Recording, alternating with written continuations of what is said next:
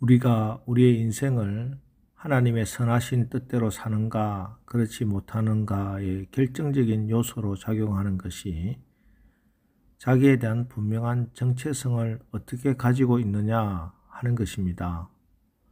학생은 학생으로서의 정체성을, 군인은 군인의 정체성을 분명히 가지고 있어야 그들에게 기대되는 역할을 감당하겠지요. 마찬가지로 성도도 성도의 분명한 정체성을 가지고 있어야 이 땅을 살아가면서 하나님께서 기뻐하시는 삶을 살 수가 있습니다. 오늘은 다윗의 마지막 말입니다. 오늘 다윗은 그의 마지막 말에서 자기의 정체성, 지금까지 나를 이끌어왔던 내 인생의 정체성은 과연 무엇이었는가? 먼저 1절에서 그 정체성을 밝히고 있습니다. 1절입니다. 이는 다윗의 마지막 말이라 이새의 아들 다윗이 말하며 높이 세워진 자, 야곱의 하나님께로부터 기름 부음을 받은 자, 이스라엘의 노래 잘하는 자가 말하노라.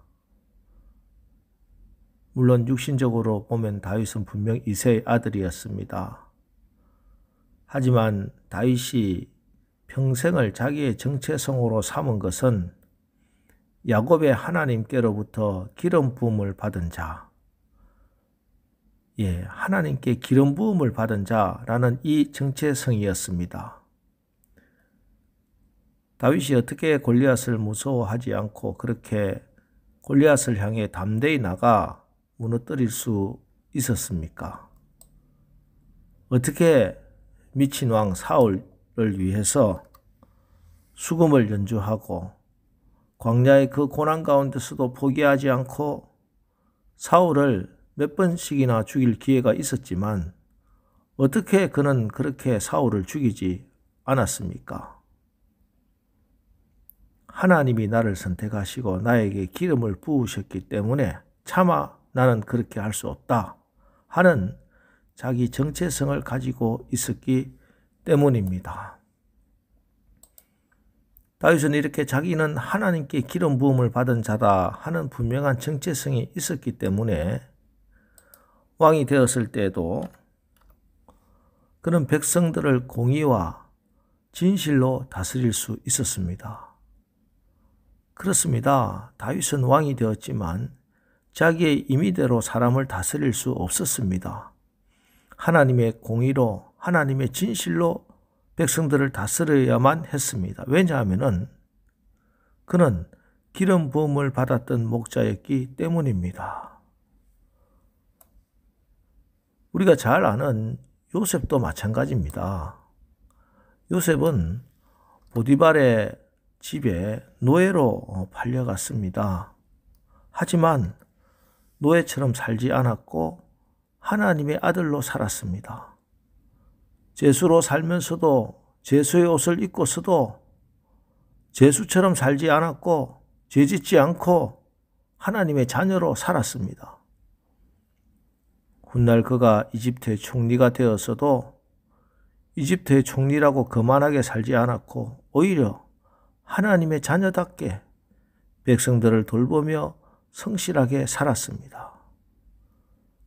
요셉은 자기가 하나님의 아들이다, 하나님의 종이다 분명한 정체성을 가지고 있었기 때문입니다.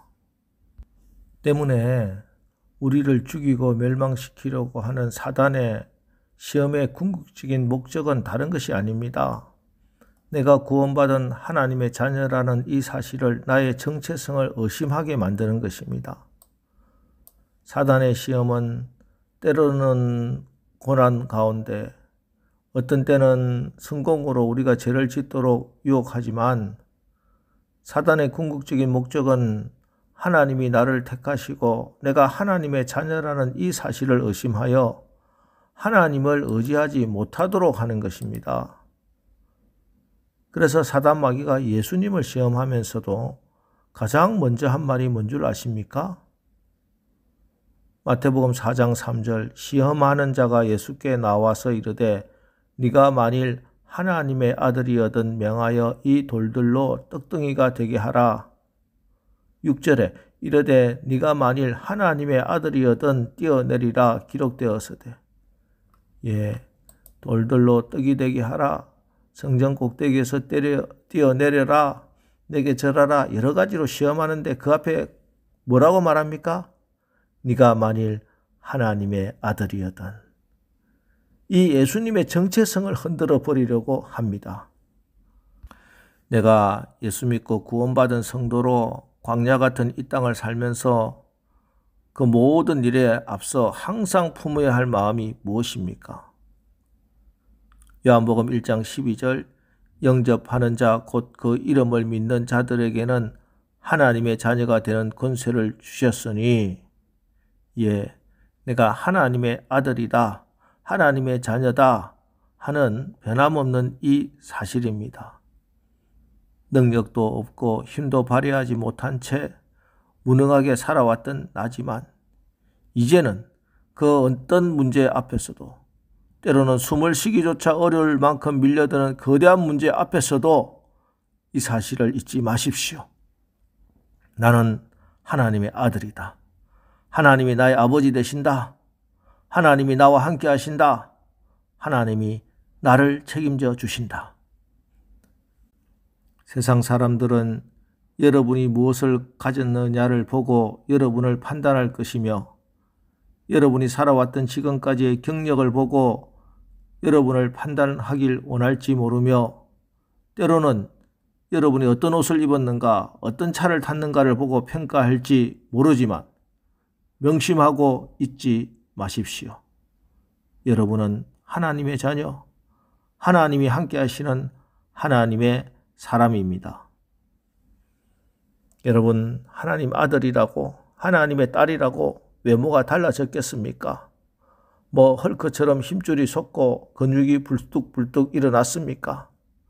하나님의 딸들이니까 환경의 변화가 일순간 일어났습니까? 전혀 일어난 것 같지 않습니다.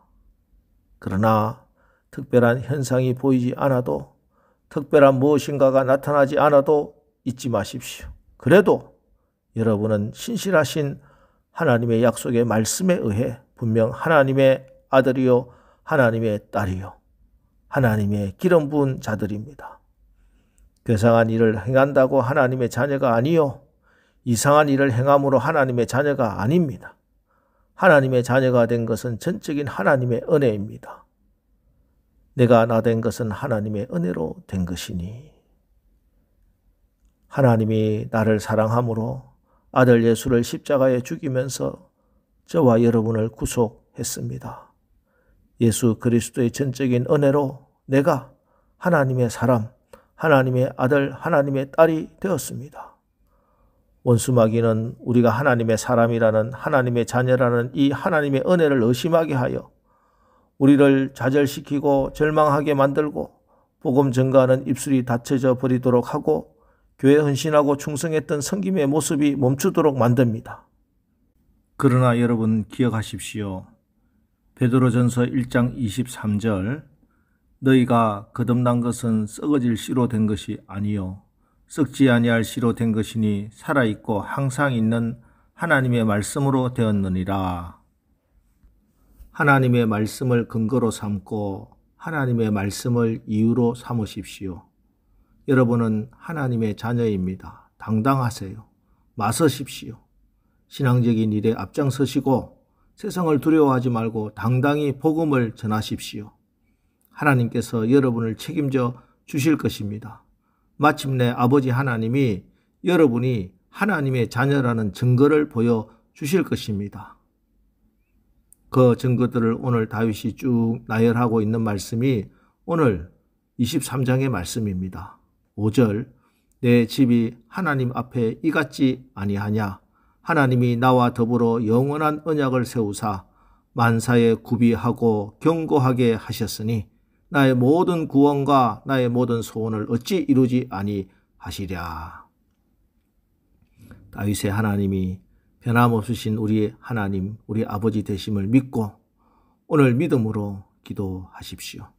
그래서 여러분의 마지막 고백도 오늘 다윗의 마지막 말처럼 하나님이 나와 더불어 영원한 언약을 세우사 만사에 구비하고 견고하게 하셨으니 나의 모든 구원과 나의 모든 소원을 이루셨다고 고백되어지기를 주님의 이름으로 축원합니다. 기도하겠습니다. 하나님, 오늘 하루도 우리가 삶을 살아가면서 여러 가지 일을 만나게 될 터이고 또 여러 사람을 만나게 될 것입니다. 하나님, 이 모든 상황 가운데 우리가 하나님의 기름 부음을 받은 하나님의 자녀라 하는 이 정체성을 잊어버리지 않게 하시고 어떤 사람을 만나든지 비겁해지거나 교만해지지 않게 하시고 어떤 일을 하든지 두려워하지 않고 담대하게 하옵소서. 나는 살아계신 하나님을 알기 때문에 이 일을 보고만 있을 수 없다고 말하고 복음 위에 바르게 서서 담대히 나가 어둠의 세력이 한 길로 왔다가 7길로 물러가는 역사를 보는 오늘 하루 복된 날 되게 하옵소서. 예수님의 이름으로 기도합니다. 아멘. 자, 이제 오늘 말씀을 붙들고 하나님, 오늘 하루도 하나님의 기름 부은 자로 하나님의 자녀로 당당하게 승리하며 살아가게 하옵소서. 우리 합심해서 기도하고 나가겠습니다. 우리 기도하겠습니다.